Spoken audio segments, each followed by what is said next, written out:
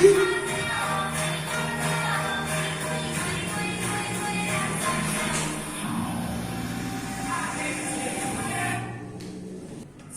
ada yang masih ingat terkait materi pembelajaran sebelumnya? Iya. Sebelumnya kita membahas kemarin itu materi memakan dan dimakan. Nah, sekarang ada yang tahu hari ini kita akan belajar tentang apa? Enggak tahu, Bu. Hari ini kita akan belajar mengenai transfer energi antar makhluk hidup. Nah, tujuan pembelajaran pada pagi hari ini yaitu pertama, peserta didik dapat mendeskripsikan jaring-jaring makanan sebagai bentuk transfer energi makhluk hidup. Yang kedua, peserta didik dapat menerjemahkan jaring-jaring makanan dalam bentuk piramida makanan. Dan yang ketiga, peserta didik dapat mengaitkan asal-usul populasi makhluk hidup berdasarkan piramida makanan.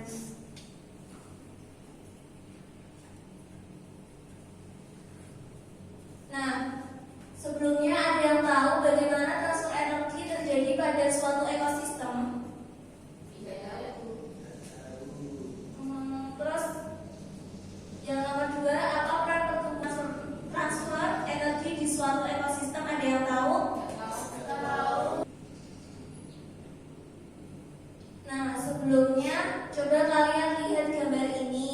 Siapa yang mau membacakan? Kami. Kalian jika tidak ada tumbuhan, apa yang akan terjadi pada manusia dan hewan? Jika tidak ada tumbuhan, maka tidak ada energi. Benar juga ya, jika hanya herbivora tidak dapat makanan, lalu kita dan hewan karnivora tidak dapat sumber energi juga. Hewan herbivora jadinya tidak ada makanan. Mereka mendapatkan energi dari memakan tumbuhan. Sudah, Bu. Terima kasih. Nah, jika kalian memperhatikan jaring-jaring makanan tadi, sadarkah kalian bahwa hewan dan manusia sangat bergantung pada tumbuhan sebagai sumber energi? Ada yang bergantung secara langsung seperti hewan karnivora dan manusia. Ada pula yang tidak secara langsung seperti hewan-hewan karnivora. Tumbuhan mendapatkan energi dari cahaya matahari. Nah, selanjutnya tumbuhan mendapatkan energi dari cahaya matahari. Energi yang dihasilkan pada proses fotosintesis digunakan oleh tumbuhan untuk tumbuh dan berbuah. Sisa energi yang masih tersimpan di dalam tumbuhan akan diambil oleh hewan yang memakannya. Dengan demikian, hewan tersebut akan mendapatkan energi untuk tumbuh, bergerak, dan berkembang biak. Selanjutnya, sisa energi yang masih tersimpan akan diambil lagi oleh konsumen buah dan seterusnya. Energi akan terus ditransfer antar makhluk hidup sampai kembali lagi ke tumbuhan dalam bentuk humus tanah. Yang pertama, sumber energi itu matahari. Matahari itu selanjutnya energi ditransfer ke tumbuhan. Setelah itu ditransfer lagi ke hewan herbivora itu. Setelahnya ditransfer lagi ke hewan karnivora.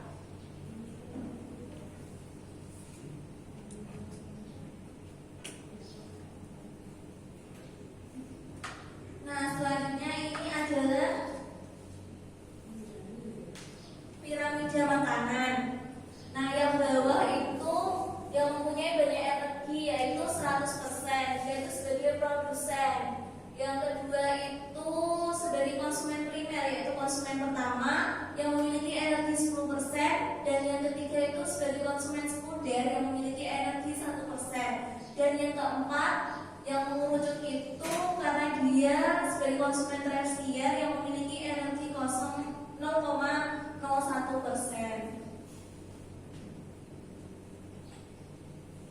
Sebenarnya hubungan makan dan dimakan merupakan upaya makhluk hidup untuk mendapatkan energi. Oleh karena itu, rantai makanan menggambarkan jalur alur energi yang ada pada suatu ekosistem. Hal ini ditandai dengan arah tanda panah yang mengarah ke yang memakan, yaitu yang mendapatkan energi. Namun tidak semua energi ditransfer pada makhluk hidup saat makan. Hal ini karena sebagian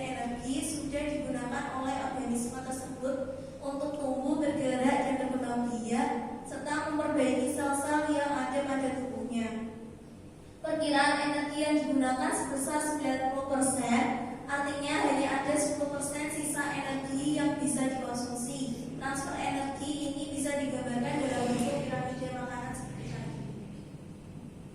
Nah, produsen itu memiliki sumber energi yang paling banyak sehingga memiliki populasi yang besar di bumi.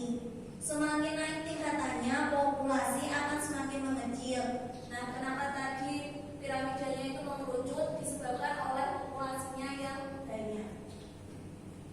Dekomposer tidak digambarkan dalam piramida ini karena dekomposer bisa berada dalam setiap tingkatan selama senyawa organik yang bisa diuraikan. Nah, selanjutnya transfer energi. Transfer energi adalah rangkaian dari urutan perpindahan bentuk energi dari suatu bentuk ke bentuk lainnya. Ini dimulai dengan sinar matahari berpindah ke produsen lalu ke konsumen primer sampai dengan ke predator.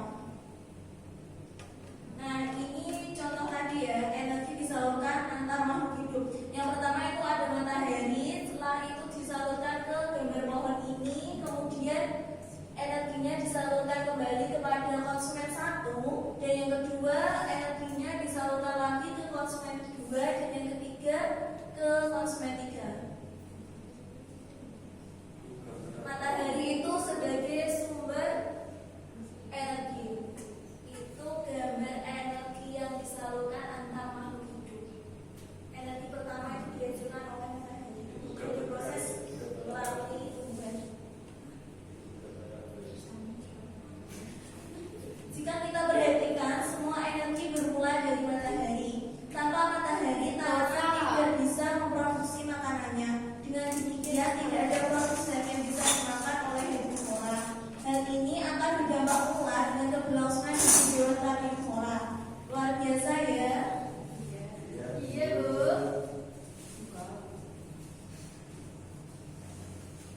Lantas, apakah energi yang sudah diambil dari tumbuhan bisa kembali lagi ke tumbuhan?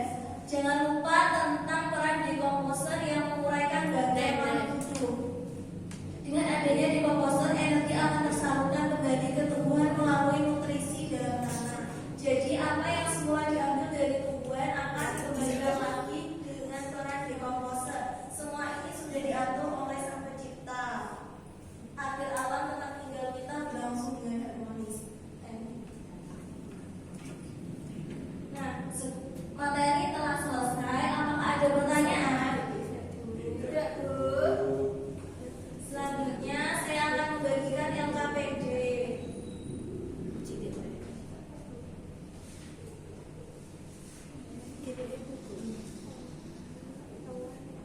Waktu pengerjaan kalian 5 menit ya.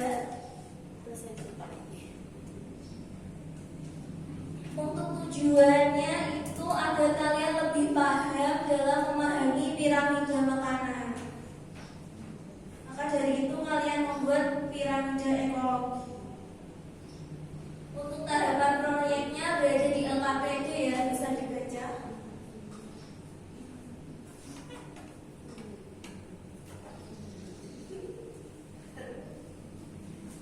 Sudah, Bu. Nah, selanjutnya perwakilan dari kelompok ya. Kelompoknya silakan maju.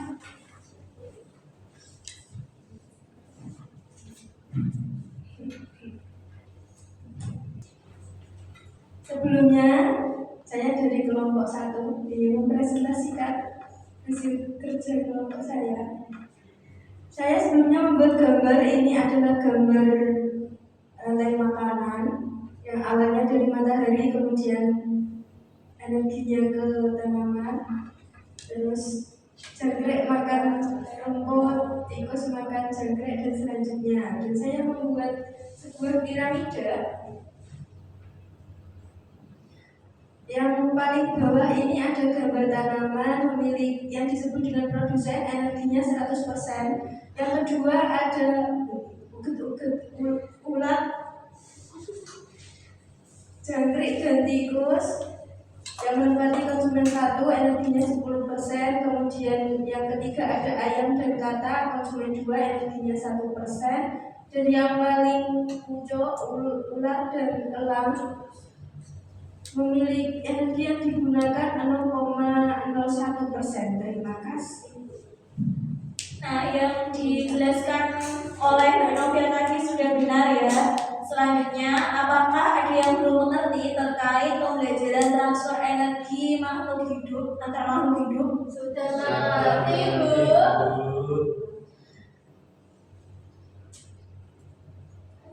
Nah, sekarang salah satu dari siswa maju ke depan untuk memberi kesimpulan dari pembelajaran hari ini. Kesimpulannya, produsen menempati nilai terbawah dengan energi sebesar 100%, kemudian di atasnya ada konsumen tingkat 1, energi yang dihasilkan sebesar 10%, yang tingkat 3, konsumen tingkat 2 itu energi yang dihasilkan 1%, dan yang paling tinggi itu konsumen tingkat 3 dengan energi yang dihasilkan 0,01%. Berikan tepuk tangan. Nah, jadi kesimpulan pembelajaran pada pagi hari ini yaitu mendeskripsikan jaring-jaring makanan sebagai bentuk transfer energi makhluk hidup. Yang kedua, menerjemahkan jaring-jaring makanan dalam bentuk piramida makanan. Dan yang ketiga, mengaitkan besar kecil populasi makhluk hidup berdasarkan piramida makanan. Sebelum pembelajaran selesai, kita berdoa untuk mengakhiri pembelajaran terlebih dahulu. Berdoa dimulai. Alhamdulillahirabbil alamin. Berdoa selesai, kurang lebihnya mohon maaf. Wassalamualaikum warahmatullahi wabarakatuh. Waalaikumsalam.